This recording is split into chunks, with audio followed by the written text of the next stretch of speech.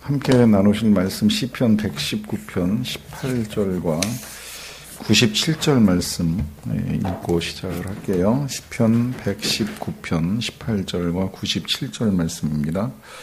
구약 성경 제가 가진 성경으로 891면 먼저 18절 말씀 한 절 다 같이 한 목소리로 받들어 읽겠습니다. 시작. 내 눈을 열어서 주의 율법에서 놀라운 것을 보게 하소서. 건너뛰어서 이번에는 97절 말씀입니다. 97절 한 절 같이 읽겠습니다. 내가 주의 법을 어찌 그리 사랑하는지요. 내가 그것을 종일 작은 소리로 읊조리나이다. 아멘. 현재 여러분들하고 지금 이제 나누고 있는 수요 강의 이 주제는 말씀 묵상 특강입니다. 묵상에 대한 것을 우리가 좀 더 배우고 이제 하나님 말씀을 보는 훈련을 하기 위해서 강의가 시작이 됐는데, 이제 묵상을 하기 전에 왜 해야 되느냐라고 하는 이제 그 질문 앞에 하나님의 음성을 들어야 될 필요성에 대해서 이제 나누는 일을 했었고요. 그리고 이제 한 2달 전에 묵상하는 것에 대해서도 이제 한번 언급을 해드린 적이 있어요. 그런데 다시 좀 더 구체적으로 우리가 배워나가는 일들을 진행하기 위해서 이제 이 부분을 다루게 되는데, 보다 좀 실제적으로 묵상을 어떻게 할 건가 하는 이야기를 이제 몇 주 또 나누려고 합니다. 그래서 전에 배웠던 이 묵상에 대한 내용을 뭐 기억하시는 분들도 계시지만 또 잊어버린 분들도 계실 거라고 생각이 들어서, 일단 전에 이 말씀 묵상에 대한 이야기를 나눌 때 묵상이 뭔가, 또 묵상을 왜 해야 되나, 묵상을 할 때 어떤 유익이 있나 하는 것들을 나눴던 적이 있는데, 조금 복습을 하자면 묵상이 그냥 단순히 성경을 읽고 뭐 깨닫거나 해석하거나 하는 이제 이것이 묵상이 아니라는 말씀을 드렸어요. 저도 처음엔 그렇게 생각했어요. 성경 읽고 그 중에 뭐 한 구절, 뭐 한 단어, 한 사건, 이제 이것을 통해서 뭘 배우는 게 묵상, 이제 이렇게 생각을 했는데, 그게 아니라는 말씀 드렸어요. 묵상에 있어서 가장 중요한 건 하나님을 내 앞에 모시는 겁니다. 이건 시편에 이제 근거한 묵상의 정의라고도 할 수 있는데, 내가 내 하나님 여호와를 항상 내 앞에 모심이요 그가 내 오른쪽에 계심으로 내가 흔들리지 아니하리로다 하는 이 고백에 묵상이 들어있어요. 하나님을 앞에 모시고 아니면 오른쪽에 모시고, 마치 과외 선생님하고 마주 앉아 있는 학생처럼 하나님과 마주 앉는 거, 여기서부터 묵상이 시작되는 거예요. 아니면 옆에 모시고 그분과 함께 이제 성경을 같이 보는 거, 이게 묵상이라는 거예요. 왜 그것이 필요하냐? 이제 그러므로 말미암아 그 뒤에 시편이 이렇게 이어져요.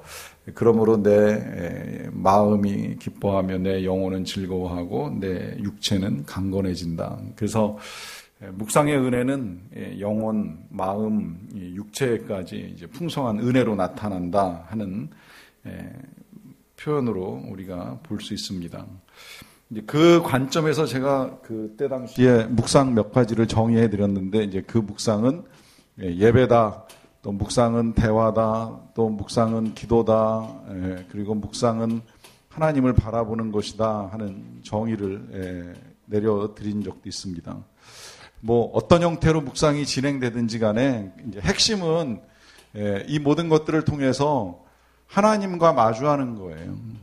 하나님과 마주해서 뭐 하나님을 예배하든 하나님과 대화하든 하나님께 기도를 드리든 하나님만 바라보든 하나님과 함께 있는 시간을 갖는 것이 묵상이라고 하는 것입니다. 그러면 이제 이와 같은 것들을 우리가 이제 구체적으로 어떻게 할 수 있느냐라고 하는 것을 오늘 봐야 되는데, 그 방법을 보기 전에 여기서는 먼저 묵상을 위한 열쇠, 뭐 비결이라고도 표현해도 상관은 없을 것 같은데, 묵상을 하기 위해서 먼저 우리가 더 확인해야 될 것들이 몇 가지 있습니다. 그것부터 좀 정리를 할게요. 제일 먼저 주님께서 우리를 지으실 때 묵상하는 사람으로 지어주셨다라고 하는 겁니다. 묵상하는 사람으로 지어주셨다. 이 말은 뭐 다르게 표현한다면 뭐 생각하는 사람으로 지어주셨다 이제 이렇게 표현을 해도 상관은 없어요. 실은 묵상이라고 하는 건 꼭 신자만 하는 것이 아니라 불신자도 합니다. 불신자에게 있어서도 묵상이라는 용어 자체는 낯선 용어는 아니에요. 물론 이제 명상이라고 표현을 사용하기도 하고 오히려 이제 우리는 명상이라고 하는 용어를 잘 사용하진 않는데 혼자 앉아서 골똘히 생각하는 거 그걸 명상이라고도 하고 말 안 하면 이제 그게 묵상이다 이제 이렇게도 표현을 하는데 뭐 신자든 불신자든 이 모든 일들이 가능한 건 하나님이 우리를 그렇게 지어 주셨기 때문에 그렇다는 거예요. 다만 다 똑같이 생각은 할 수 있는데 이제 생각의 대상이 다른 거죠. 하나님을 모르는 사람은 그야말로 자기가 좋아하는 걸 생각합니다. 뭐 돈을 좋아하든 뭘 좋아하든지 좋아하는 대상을 생각할 수 있게 돼 있어요. 이제 이것이 우리에게 있어서는 대상이 하나님이어야 한다는 거죠. 그 하나님을 생각할 수 있도록 우리에게 생각하는 능력을 주셨다는 겁니다. 그 다음에 그러면 우리는 무엇을 생각해야 되느냐라고 했을 때에 그것이 이제 두 번째로 말씀을 묵상할 때는 오직 말씀만 가지고 묵상을 한다는 거예요. 처음에 묵상에 관한 말씀을 나눌 때도 언급을 해드렸습니다마는 제일 좋은 방법은 성경 가지고 묵상하는 게 제일 좋습니다. 성경만 가지고 만약에 여기에 조금 더 필요한 것이 있다면 노트 그것도 저는 이제 실제적으로 이렇게도 좀 가르쳐 드리고 싶어요. 만약에 정말 내가 노트를 가지고 묵상을 잘 하기 원하면 좋은 노트를 사세요. 볼 때마다 기분 좋은 노트의 겉표지가 이뻐서 갖고 다니기도 좋고 들고 다니기도 좋고 펼쳐보고 싶은 그런 노트를 사세요. 그리고 볼펜도 싸구려 볼펜 쓰지 마시고 좋은 볼펜 늘 품에 꽂고 다니거나 들고 다니거나 갖고 다니거나 하고 싶은 좋은 볼펜 또 모양도 이뻐야 되지만 기왕이면 술술술 잘 써지면서 똥 안 묻는 그런 볼펜 기왕이면 쓰시라고 말씀드리고 싶어요. 왜 그러냐면 할 수 있으면 이제 그런 좋은 것들을 가지고 있을 때 하고 싶은 마음이 더 생길 수도 있으니까 이제 그렇게 하시라는 거예요. 나중에 이제 나옵니다마는 이 묵상의 첫 번째 단계로 준비를 해야 된다라고 하는 것도 나오는데 이게 이제 준비에다 포함되는 거기 때문에 미리 말씀을 드리는 거예요. 우리가 음성을 듣는 과정 중에 이제 꿈을 통해서 하나님의 음성을 듣는다 이제 이런 말씀도 드렸는데 나도 해보고 싶다는 생각이 있으시면 사실은 노트부터 준비하셔야 돼요. 꿈을 적는 노트. 나도 좀 해보고 싶다라고 하는 생각은 가지고 있는데 난 아무 준비가 없어요. 그냥 뭐 하나님이 꿈으로 보여주시면 보여주고 말면 말지 그러면 안 돼요. 진짜 내가 꿈을 통해서 하나님의 음성을 듣고 싶다 하는 마음이 있으면 꿈노트를 준비하셔야 되고 꿈노트를 준비하시면 그 다음에 필기구는 이때는 볼펜이 아니라 연필입니다. 왜 그런지 아시죠? 꿈은 눈 뜨고 한 3초만 지나도 다 날아갈 수 있어서 이걸 빨리 적어야 되는데 되게 누워서 적어요. 그런데 누워서 적을 때 볼펜은 이 뒤로 누워서 적으면 중력 때문에 글씨가 조금 나오다가 안 나오는 볼펜들이 있어요. 이게 끊어지지 않고 메모를 하려고 그러면 연필이어야 된다는 거예요. 뭐 샤프는 상관이 없겠죠. 연필이어야 된다는 거예요. 이제 여기서 조금 더 발전시키면 쓸 수 있는 그 전화기 있잖아요, 요새. 필기가 가능한 전화기. 이제 그거는 불도 안 켜고 쓰니까 되게 편하더라고요. 그거 쓰기 시작하면서부터 이제 불을 켜거나 안 켜거나 뭐 노트나 아니면 볼펜이나 연필이나 이제 준비할 필요 없이 그냥 그 머리 옆에다가 그 전화기만 하나 잘 놓고 자면 자다가 눈 뜨는 대로 요새는 또 불도 안 들어와요. 까만 바탕에 흰 글씨로 써지더라고요. 그래서 그냥 뭐 옆에서 자는 사람 전혀 방해 안 일으키고 쓸 수도 있는데 제품을 선전하려는 게 아니라 그런 준비를 갖추고 난 다음에 하나님이 보여주시면 내가 즉각 반응할 수 있다는 거예요. 남길 수 있고 그 남긴 걸 시간이 지나면서 이제 확인해 갈 수 있다는 거죠. 묵상도 똑같아요. 기록할 수 있어야 돼요. 근데 이게 이제 성경 따로 노트 따로 이러면 이제 불편하니까 이걸 합쳐놓은 게 지금 이제 우리 교회 묵상 교재잖아요. 그래서 한쪽은 성경, 한쪽은 노트. 뭐 표지가 이쁠 수도 있고 아닐 수도 있는지 모르겠지만 어쨌든 쉽게 어디나 들고 다니고 아무 때나 열어서 성경 보고 노트할 수 있게 이렇게 만들어 놓은 거예요. 그래서 이와 같은 것들을 하게 될 때 가장 중요한 건 하나님의 말씀만 있으면 돼요. 굳이 해설을 보거나 해설을 들을 필요는 없어요. 다만 도대체 본문을 봐도 아무리 봐도 정말 뭐라고 말씀하시는지 하나도 모르겠다, 안 들린다 그러면 이제 그때 뭐 해설한 새벽 예배 말씀을 듣던 아니면 해설한 뭐 본문 풀이 성경을 보던 뭐 그때 가서 봐도 늦지는 않다는 거예요. 그러나 제일 좋은 건 오직 성경만 가지고 보는 것이 제일 좋다 하는 말씀을 드리는 거고요. 그러는 가운데 묵상의 대상, 여기 지금 이미 답이 나와 있어요. 묵상의 대상은 오직 하나님입니다. 여기서 굳이 이야기하자면 이 다음에도 이제 말씀드렸죠. 하나님의 성품 내지는 하나님의 역사, 뭐 하나님의 약속 이런 것들 보는 게 묵상인데 결국은 이와 같은 것들도 우리가 하나님을 알기 위해서 보는 것이지 이 자체가 목적은 아니라는 거예요. 그래서 묵상의 대상은 말씀을 통해서 하나님만 보는 겁니다. 그 시편 62편 1절 말씀이에요. 나의 영혼이 잠잠히 하나님만 바라며 나의 구원이 그에게서 나오는도다. 자, 보면 영혼이 하나님만 바란다라고 하는 표현을 씁니다. 그러니까 말씀을 통해서 하나님을 보는 게 맞는데 왜 하나님만 바라느냐? 결국은 우리의 구원이 하나님에게서 나오기 때문이라 하는 말씀 그대로 이유가 담겨 있습니다. 자, 그 다음에 이제 네 번째 묵상을 할 때는 우리의 정체성을 기억하면서 묵상을 한다 하는 것입니다. 이 정체성에 대해서는 몇 번 말씀을 드렸어요. 이 정체성이라는 건 세상에서 보는 우리 자신이 아니라는 거죠. 직업이나 빈부나 지식 여부에 따라서 판단되는 그런 정체성이 아니라 다른 거 없어요. 우리가 하나님의 자녀라는 사실, 이게 우리의 정체성이에요. 그리고 자녀는 부모에게 들을 수 있다는 거죠. 부모와 대화할 수 있는 존재라는 것입니다. 여기 시편 139편 13, 14절을 보시면 주께서 내 내장을 지으시며 나의 모태에서 나를 만드셨나이다 그래요. 아주 기가 막힌 표현인데 우리 부모가 나를 지으셨습니다, 나를 낳으셨습니다라는 표현이 아니라 하나님께서 내 전부, 그 전부에 여기는 내장이라고까지 표현을 했고 심지어 나의 모태에서 나를 만드신 분은 나의 어머니가 아니라 나의 주 나의 하나님이라는 고백을 합니다. 그러면서 내가 주께 감사하옴은 나를 지으심이 심히 기묘하심이라 그래요. 심히 특별한 존재라는 의미잖아요. 이 특별함은 다른 데에 있는 것이 아니라 하나님의 자녀라고 하는 사실이 특별한 거예요. 그리고 하나님과 대화할 수 있는 존재로 만드셨다는 것이 특별한 거예요. 그 특별한 능력을 가지고 있기 때문에 그 뒤에 주께서 하시는 일이 기이함을 내 영혼이 잘 아나이다 그러면서 내가 하나님을 압니다. 이제 이런 고백을 하는 겁니다. 그래서 나도 정말 하나님과 대화할 수 있는 하나님의 자녀라는 사실 다시 한번 기억을 할 필요가 있고요. 그 다음에 이제 다섯 번째로 뭔가 은혜를 받기 위해 하는 게 아니라는 거예요.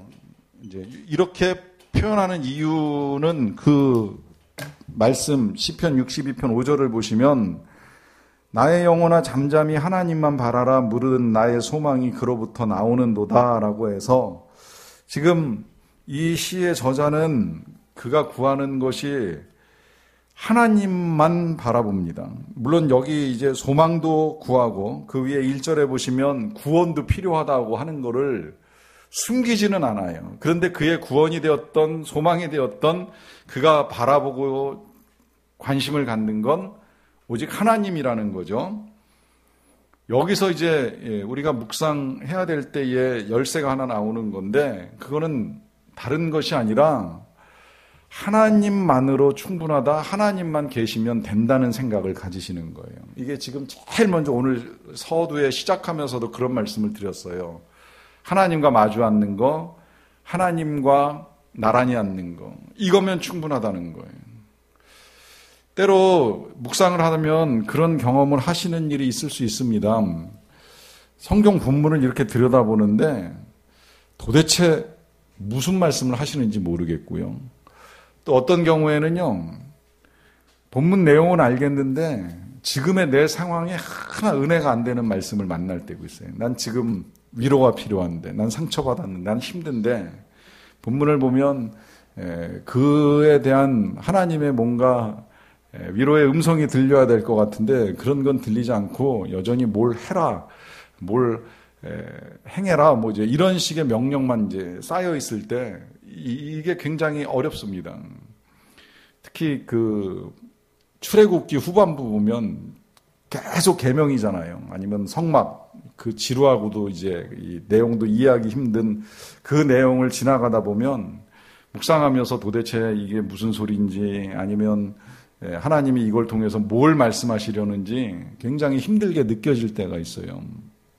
사실은 이제 그래서 다음 주쯤에 보면 이제 묵상을 하기 위해서 또 필요한 것들이 있는데 이제 우리가 성경을 이해하면 도움이 많이 돼요. 성경의 내용을 이해하면 도움이 많이 되는데 저도 이제 일찍 묵상을 시작해서 그런 본문들 가지고 씨름할 때는 되게 힘들었어요.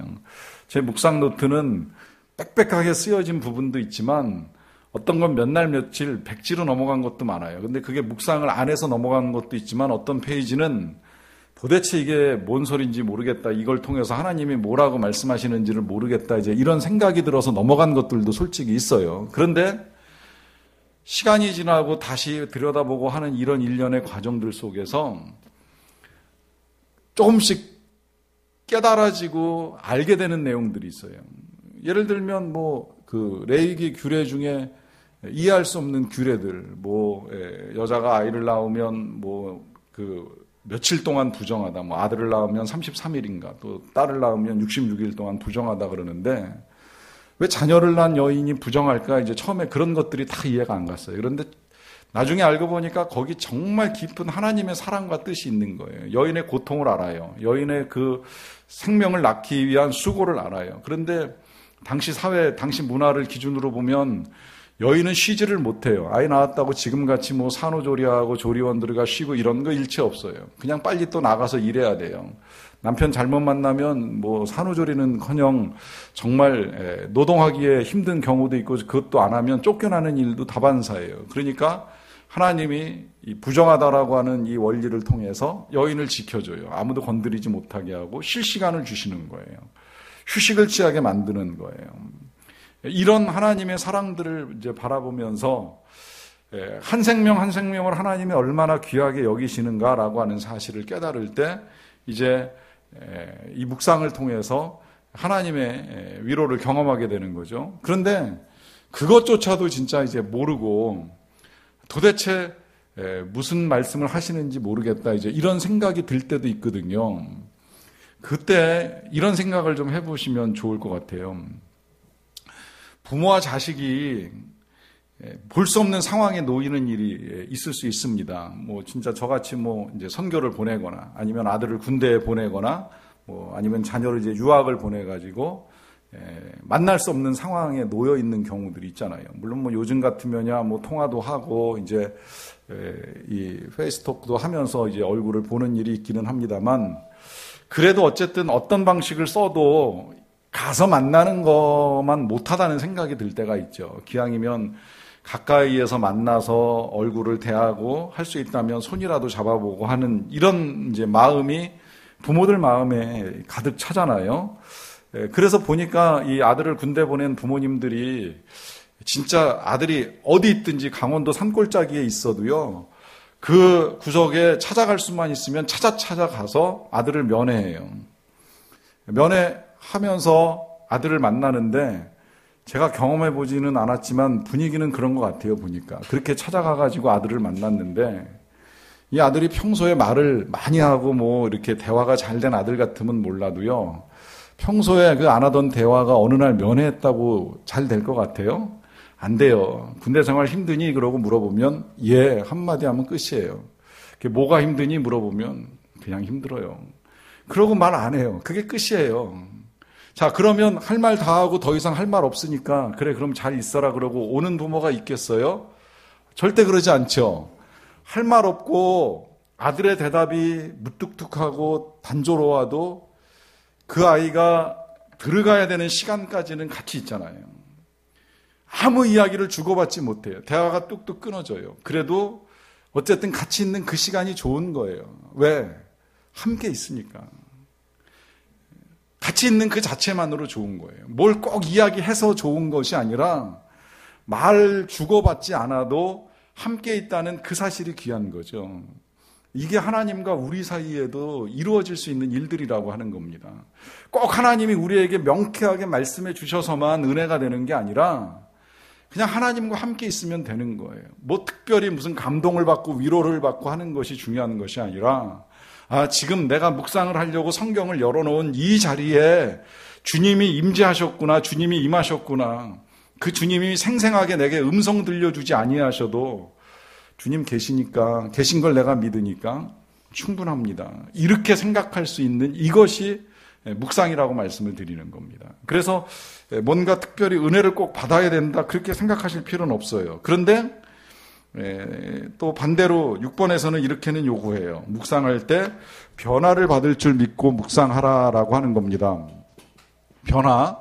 자, 은혜와 변화, 이게 조금 어떻게 보면 다른가 이제 이런 생각을 할지는 모르겠어요. 그런데 먼저 말씀을 좀 보면서 생각을 해볼게요. 베드로전서 1장 23절 말씀을 보면 너희가 거듭난 것은 썩어질 씨로 된 것이 아니요 썩지 아니할 씨로 된 것이니 살아있고 항상 있는 하나님의 말씀으로 되었느니라 그래요. 거듭난 게 변화된 건데 그 변화는 다른 것으로 된 것이 아니라 살아있는 하나님의 말씀, 항상 있는 하나님의 말씀으로 된 것이라 합니다. 자, 이 말은 결국 우리가 새로워지는 건 하나님의 말씀으로밖에는 새로워질 수 없다는 거예요. 그렇기 때문에 이제 묵상을 하는데 결국 묵상의 궁극적인 목표는 변화입니다. 우리의 삶의 변화입니다. 묵상을 통해서 하나님을 만나면 변화는 이루어지게 되어 있습니다. 정말 우리가 하나님을 닮을 수 있습니다. 자, 그러면 하나님을 닮은 그 증거가 어떻게 나타나느냐? 이제 그것이 7절에서 나오는 건데요. 7절에서 말씀 묵상은 남을 위해 하는 것도 아니고 나를 위해 하는 것도 아니고 답부터 미리 말하자고 하면 복음화를 위해서 준비하는 것이다 이렇게 말씀드릴 수 있어요. 이거를 저는 이렇게도 좀 생각하는데 하나님 나라를 위하여 준비하는 것이다 라고 하는 의미입니다. 자, 이 하나님 나라를 위하여 묵상을 준비한다, 준비를 위해서 묵상한다, 이게 무슨 말이냐라고 했을 때 이제 여호수아 1장 6절부터 9절 말씀을 보면 조금 이해하시기가 도움이 될 것이라고 생각이 됩니다. 일단 본문을 보기 전에 당시의 상황을 이해하시겠지만 조금 정리를 하자면 이 상황은 지금 이제 모세가 세상을 떠난 상황이에요. 모세는 아시는 대로 이스라엘 그 몇몇 손꼽는 지도자 중에 한 명 아닙니까? 이 수백 년 동안 억압받던 그 민족을 이끌어내서 해방을 시켰을 뿐만 아니라 홍해를 건너게 하는 일도 했고 또 광야를 지나는 동안에는 만나를 내리게 하고 물론 하나님이 하셨지만 이제 그와 함께 하면서 만나도 내리고 메추라기도 불러오고 심지어 바위를 쳐서 반석에서 물이 나게 하는 일까지 할 정도로 대단한 능력을 가진 사람이에요. 그리고 그 능력으로 실제 200만 명이 넘는 애굽 사람들을 이끌고 이동을 합니다. 이제 그러던 모세가 세상을 떠났어요. 그리고 그 뒤에 이제 그의 후계자로 여호수아가 세워졌습니다. 여호수아 입장에서는 굉장히 부담이 크죠. 그런 지도자 뒤를 이어나가는 것도 부담이고요. 더 부담인 건 뭐냐면 이 지도자가 모세와는 또 다른 세상 가나안 땅에 들어가서 이제는 전쟁을 해야 돼요. 그 전쟁하기 전에 이제 하나님께서 모세를 세우시면서 하시는 말씀이 이 본문 말씀인데 읽어볼게요. 6절 강하고 담대하라 너는 내가 그들의 조상에게 맹세하여 그들에게 주리라 한 땅을 이 백성에게 차지하게 하리라 하면서 땅을 차지하게 하리라 그래요. 이건 하나님의 약속이에요. 그러면 이 하나님의 약속이 이루어지기 위해서 지금 이 여호수아에게 가장 필요한 게 무엇이겠습니까? 현실적으로 필요한 거 말씀해 보시라는 거예요. 무엇이 필요할까 생각해 보면 뭐가 필요할까요? 강한 군대가 필요합니다. 전쟁을 치러야 되니까요. 싸워야 되니까. 또 군대 아니면 강력한 무기가 있으면 좋겠지요. 뭐 그게 창이 됐던 활이 됐던 무엇이 됐든지 간에 강한 무기가 있어야 돼요. 이게 필요한 거예요. 거기다가 개인적으로 뭘 더 필요하다면 지도력, 지혜, 능력 이런 거가 필요하다고 볼 수 있어요. 그런데 하나님이 그 뒤에 뭐라고 말씀하시느냐면 7절에 이렇게 말씀합니다. 오직 강하고 극히 담대하여 나의 종 모세가 네게 명령한 그 율법을 다 지켜 행하고 우로나 자로나 치우치지 말라. 그리하면 어디로 가든지 형통하리니 이 율법책을 내 입에서 떠나지 말게 하며 주야로 그것을 묵상하여 그 안에 기록된 대로 다 지켜 행하라. 그리하면 내 길이 평탄하게 될 것이며 네가 형통하리라. 당부하시는 건 뭐예요? 율법책을 묵상하라는 거예요. 얼만큼? 주야로. 떠나지 않게 하고 좌로나 우로나 치우치지 말고 오직 하나님의 말씀만 묵상해라 라고 하는 겁니다. 200만 명이 넘는 백성을 인도하고 또 수십 차례의 전쟁을 치러야 되는 이 지도자에게 있어서 필요한 건 하나님이 다른 어떤 것이 아니라 딱 한 가지. 뭐 하라 그래요? 묵상해라. 하나님의 말씀을 묵상해라. 여기에 지금 제가 말씀드리는 원리가 있어요. 준비하라는 거예요. 그 준비는 묵상으로 시작이 된다는 거예요. 그것이 땅을 차지하는 일이든 복음화를 시키는 일이든 어떤 형태로 하나님의 나라를 이루어 가든지 간에 그 하나님의 나라를 이루어 가는 데 있어서는 묵상보다 중요하고 묵상보다 필요한 건 없다는 거예요. 그리고 그 일에 약속이 있습니다. 그 약속이 어떻게 된다고요? 평탄하게 된다고, 형통하게 된다고. 하나님이 평탄하게 해주실 거라고. 심지어 네가 어디로 가든지 네 하나님 여호와가 함께 할 것이라고 하면서 분명한 약속을 주십니다. 이것이 하나님 나라를 위하여 받게 될 우리들이 묵상을 해야 되는 이유예요. 이것이 준비가 되기 때문입니다. 자, 그래서 이제 묵상을 하게 되는데 묵상을 어떻게 해야 되느냐 했을 때 이제 그 방법들을 이제 크게 두 가지로 나눠서 봐요. 3단계로 보기도 하고 또 4단계로 보기도 하는데 이제 각각의 방법들 좀 볼게요. 제일 먼저 해야 될 일은 이제 열어라 하는 거예요. 그게 이제 오늘 읽은 시편 119편 18절 말씀에 근거하는데 내 눈을 열어서 주의 율법에서 놀라운 것을 보게 하소서 그래요. 저는 이 고백이 여러분들이 묵상을 할 때마다 하나님께 드리는 고백이 되었으면 좋겠다는 생각을 합니다. 제일 첫 번째로 해야 될 거는 뭐라고 그래요? 열어라 하는 거예요. 자, 뭘 열어라 했을 때에 제일 첫 번째로 해야 될 건 이제 눈을 열라라고 하는 건데요. 사실은 성경을 읽으면서 눈을 안 열고 볼 사람은 없지요. 당연히 눈을 열지요. 그러나 여기서 눈이라고 하는 게 우리의 육체의 눈이 아닌 건 아실 거예요. 영적인 눈을 열어야 되는데 왜 영적인 눈을 열어서 주의 놀라운 것을 보게 해달라고 요청합니까? 그건 우리가 여는 것이 아니라 성령이 열어주셔야 된다는 거예요. 성령이 열어주신다. 그래서 이걸 이제 성령이 조명해 주신다, 성령이 함께 하신다라고도 표현을 하는데 결국 눈을 여는 거는 성령님을 초청하는 겁니다. 성령님 내 눈을 열어서 어떻게 해달라고요? 보게 해달라고 하는 거죠. 결국 성령을 초청한다는 건 눈만 여는 게 아니라 마음을 여는 걸 의미하는 거예요. 마음을 여는 건 하나님의 말씀 받아들일 준비를 하는 거예요. 그 받아들일 여유를 가지는 거죠. 이 여유를 갖는다는 것을 이렇게도 생각해도 좋을 것 같아요. 바리새인들은 나름 하나님 말씀에 대한 지식으로 꽉 채웠던 사람이에요. 성경을 달달달 외우고 거기에 더하여서 자신들이 만들어낸 율법 조항까지 다 외워서 누가 율법을 지키는지 안 지키는지 다 판단할 수 있을 만한 능력을 가지고 있었어요. 근데 문제는 뭐냐면 마음의 여유가 없어요. 마음이 닫혀 있어요. 마음이 너무 좁아. 말씀이 비집고 들어갈 여유가 없어요. 아니, 말씀이 아니라 예수님이 들어갈 여유가 없는 거예요. 그러다 보니까 진짜 예수님, 말씀에서 가르쳐주고 있는 예수님이 그들 눈앞에 나타났는데 그분을 받아들일 여유가 없는 거예요. 한 번쯤은 진짜 저분이 하나님의 아들일까 생각도 해보고 고민도 해보고 좀 열린 마음으로 받아들였으면 도움이 많이 될 텐데 그런 마음의 여유가 없다 보니까 정작 예수님을 못 보고 못 만나는 불행에 빠지는 겁니다. 열어야 돼요. 눈도 열어야 되고 마음도 열고 오늘 하나님 나에게 말씀하시겠지 하는 마음으로 접하실 수 있어야 된다는 거예요. 자, 그 다음에 이제 두 번째로는 말씀에 초점을 맞춥니다. 자, 말씀에 초점을 맞춰라, 포커싱 하라, 이제 그런 이제 의미인데요.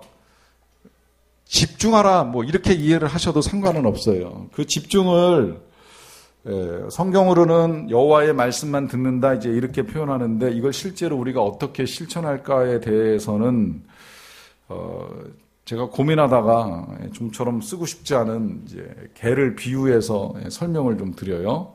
개를 비유 잘못하면 이 사람이 개와 비교돼서 뭐 잘나봐야 개보다 난 거고 못나면 개만도 못하고 개가 아니면 이제 똑같으면 개와 같을 수 있으니까 이게 되게 참 조심스러운데 그냥 의미를 여러분들이 좀 이해하고 들어주세요. 개를 키워보신 분들은 아시겠지만요. 이 개가 좋아하는 간식이 있습니다. 특별할 때 그걸 왜 꺼내들잖아요. 그러면 그걸 딱 꺼내는 순간부터 개가 반응하기 시작을 하죠. 절대 다른 어떤 걸 쳐다보지 않습니다. 딱 주인의 손에 들려있는 간식만 봐요. 옆에서 뭐 부르거나 아니면 뭐 잡아당기거나 만지거나 일체 신경을 안 쓰고 언제 저 간식이 주인의 손에서 떨어져서 내 입으로 들어올 건가, 이제 이것만 집중하는 거예요. 저는 우리가 이 말씀에 초점을 맞추고 하나님에게 초점을 맞추는 우리의 태도가 그러면 되지 않을까라고 하는 생각을 하는 거예요. 언제 하나님이 나에게 말씀하실까 기대감을 가지고 계속 바라보는 거예요. 성경을 바라보던 하나님께 주목을 하던. 그러다 보면 어느 순간 하나님이 분명히 우리에게 먹여주시고 던져주시는 귀한 말씀이 있다는 거죠. 이제 그때까지 집중해서 초점을 맞추는 겁니다. 이제 구체적으로 맞추는 건 다음 시간에 좀 더 이야기를 하겠습니다만은 그렇게 초점을 맞추고 난 다음에 마지막 세 번째로는 채우라 하는 당부를 합니다. 채우라. 뭘 채우나? 말씀으로 마음을 채우는 겁니다. 누가복음 2장 19절 말씀 있는데요. 마리아는 이 모든 말을 마음에 새기어 생각하니라 그래요. 마음에 새긴다라고 하는 이 표현이 마치 돌에 새기는 것 같은 느낌을 주는데 때로는 그래서 우리의 마음을 신비라고 표현하면서 우리 마음의 신비에 글씨를 새기는 것처럼 하나님의 말씀을 새기는 일을 한다는 의미죠. 이걸 마리아가 했어요. 근데 이 마리아가 무슨 말씀을 마음에 새겼냐면 지금 이 누가복음 2장 19절은 예수님이 이 땅에 오시기를 기다렸던 선지자 시므온 선지자가 하신 말씀입니다.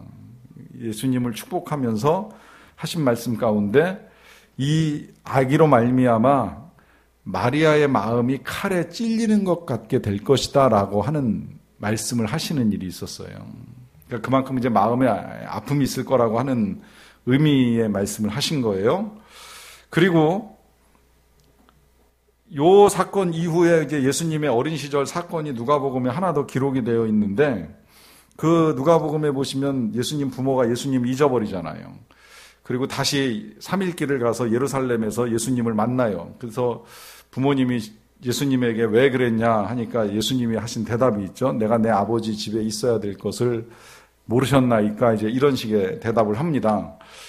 그때도 역시 마리아가 그 예수님의 말씀을 마음에 새겨요. 마음에 둔다, 이제 이런 표현이 사용돼 있어요. 자, 보세요. 그러고 난 다음에 시간이 흐릅니다. 긴 시간이 흘러요. 뭐 출생 때로 기준하면 30년, 소년 시절로 기준하면 20년 이상의 세월이 흐르고 이제 예수님이 사역을 하시다가 실제로 하나님의 아들로 십자가에 달립니다. 그야말로 십자가에 달릴 때는 예수님 어머니의 마음이 칼로 찌르는 것 같은 일을 경험하죠. 그리고 부활을 통해서 이제 우리 예수님이 하나님의 아들인 게 완전히 세상에 명백하게 드러나는 일을 하게 되는데 그 일이 이루어질 때까지 마리아가 그 모든 말을 마음에 새겼다는 거예요. 담아놨다는 거예요. 잊지 않았다는 거예요. 그리고 기다렸다는 거예요. 언제가 될지는 모르지만 하나님이 하실 때를 기다리면서 하나님을 바라보는 일을 멈추지 않았다는 겁니다. 이제 이것이 말씀으로 채워진 삶입니다. 이걸 시편에서는 이렇게 표현을 하고 있는 거예요. 내가 주의 법을 어찌 그리 사랑하는지요. 내가 그것을 종일 작은 소리로 읊조리나이다. 그래요. 종일 작은 소리로 읊조린다라고 하는 이 말은 계속해서 하루 종일 되풀이한다는 겁니다. 이걸 되새김한다고 표현을 하는데 여러분 아시겠지만 이 묵상이라고 하는 단어의 어원이라고 할 수 있는 단어가 되새긴다라고 하는 단어인데 희한하게도요 사전을 보시면 되새긴다라고 하는 단어는 meditate인데 여기서 묵상이라고 하는 단어 meditation이 나왔어요. 그러니까 묵상이라고 하는 건 다른 어떤 게 아니라 계속 되풀이하는 거예요. 마치 초식동물이 풀을 뜯어먹고 나선 하루 종일 뜯어먹은 그 풀을 뱃속에서 다시 들어 올려가지고 입으로 다시 되새기는 것처럼 묵상은 하나님의 말씀을 되풀이해서 생각하고 또 생각하고 하는 일인데 이게 가능할까? 질문하실 수 있지만 가능한 이유가 그 97절 말씀에 설명되어 있어요. 가능한 건 한 가지 이유예요. 사랑하기 때문이에요. 사랑하기 때문에. 사랑하면 뭐 마음에 가득 찬 건 이루 말할 수 없잖아요. 아이를 사랑하면 아이가 마음에 가득 차 있고 애인을 사랑하면 애인 생각이 마음에 가득 차 있고 돈을 사랑하면 어떻게 하면 돈 벌까 그 생각만 마음에 가득 차 있고 우리가 진짜 하나님을 사랑하면 하나님의 말씀을 사랑하고 그 사랑이 마음에 채워지는 거죠. 이것이 묵상이라고 하는 것입니다. 이제 이걸 다르게 봐서 이제 네 가지 방법으로 볼게요. 첫 번째 필요한 건 아까 말씀드린 대로 준비가 필요합니다. 자, 이때 준비 출애굽기 19장 11절을 보시면요. 준비하게 해서 셋째 날을 기다리게 하라. 이는 셋째 날에 나 여호와가 온 백성의 목전에서 시내산에 강림할 것임이라 그래요. 요때가 이제 이 이스라엘 백성들이 막 애굽을 벗어나서 처음으로 계명을 받을 때인데 그 계명을 받기 전에 하나님이 모세를 통해서 이스라엘 백성들에게 준비하라는 거예요. 3일 동안 성결하게 하고 준비하고 기다리라는 거예요.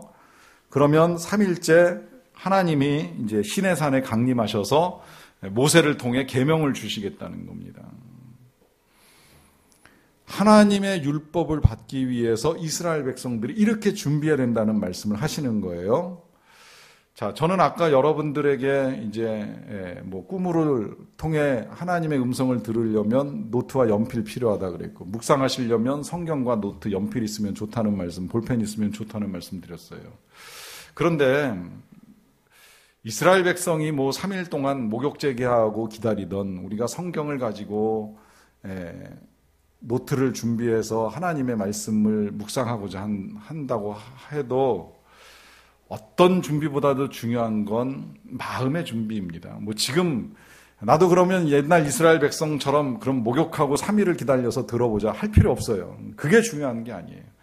그냥 듣고자 하는 마음, 하나님 듣고 싶습니다라고 하는 그 목마름, 그 갈망함을 가지고 나가시면 되는 거예요. 그 갈망 속에 기대를 가지고 나가시면 되는 거예요. 그리고 그 다음에 이제 하셔야 될 일이 들으라 하는 겁니다. 들으라. 그런데 여기서 이 들으라라고 하는 것은 뭐냐면 기다리라는 의미를 포함합니다. 시편 25편 5절 말씀입니다. 주의 진리로 나를 지도하시고 교훈하소서. 주는 내 구원의 하나님이시니 내가 종일 주를 기다리나이다 하는 말씀하잖아요. 하나님이 말씀하실 때까지 기다리는 거예요. 그리고 그렇게 기다려도 하나님이 말씀하지 아니하시면 말씀 안 하셔도 그냥 기다리는 거예요.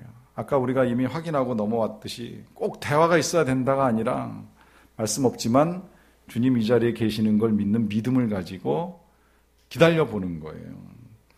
사실은 여기서 2, 3분 더 기다리면 그러면 그 다음 일이 이루어집니다. 하나님을 만납니다. 하나님은 분명히 약속하셨어요. 나를 사랑하는 자들이 나의 사랑을 입으며 나를 간절히 찾는 자가 나를 만날 것이니라. 만날 때까지 기다리시면 됩니다. 그러면 만납니다. 사랑하면 만날 수 있고 간절히 찾으면 만날 수 있어요. 되게 우리는 조금 성급할 때가 있어요. 기다려보고 에이, 아닌가 보다, 안 되나 보다 이러고 쉽게 포기하는데요. 조금 태도를 바꾸셔야 돼요. 언젠가 그런 말씀 드렸는지 모르겠는데 여호수아는 모세한테 이렇게 배우잖아요. 배워서 이제 지도자가 됐는데 모세가 회막에 들어가서 하나님을 만납니다. 만나고 모세는 나와서 이제 숙소로 가요. 그러면 성경에 보면 여호수아가 그 회막 앞에서 기다려요. 모세를 기다리는 게 아니라 하나님을 기다립니다. 모세를 만나신 하나님, 저도 좀 만나주세요 하는 그런 마음으로 조금 더 기다려요. 이런 태도가 필요하다는 거예요. 성급하게 기다렸다가 아니라고 속단하지 마시고 조금이라도 더 기다리는 시간을 갖는 필요가 있습니다. 마지막 네 번째로는 응답하라는 거예요. 그 응답은 이제 여러 가지로 나타납니다. 지금 시편 19편 1절은 이제 시를 통해서 응답하는 거예요. 묵상을 하다가 보니까 하늘이 하나님의 영광을 선포한다. 궁창이 그의 손으로 하신 일을 나타낸다라고 하면서 시를 써서 자신이 경험한 하나님을 이제 이렇게 표현을 했습니다. 여러분, 주님과 만나고 더 깊은 대화의 자리로 나아가기 위해서는 이제 우리도 반응을 보여야 돼요. 그 반응이 지금 이렇게 시를 쓸 수 있으면 시를 쓰시면 되고요. 처음엔 좀 시를 쓰는 게 어려우면 기도하시는 게 제일 좋아요. 기도로 응답하는 거예요. 이제 말씀하셨으니 제가 어떻게 하겠습니다. 그 기도는 고백이어도 되고 다짐이어도 돼요. 때로는 하나님께 그냥 고백으로 나아가셔도 하나님 굉장히 좋아하십니다. 하나님이 이렇게 말씀해 주시니 제가 주님 사랑합니다. 제가 정말 사랑합니다. 하나님 멋지십니다. 하나님 정말 감사합니다. 이런 고백들. 여기서 이제 조금 더 나가면 다짐. 한번 이렇게 살아보겠습니다. 이렇게 해보겠습니다. 이런 말 해보겠습니다. 이제 이런 다짐. 이제 이게 적용이고요.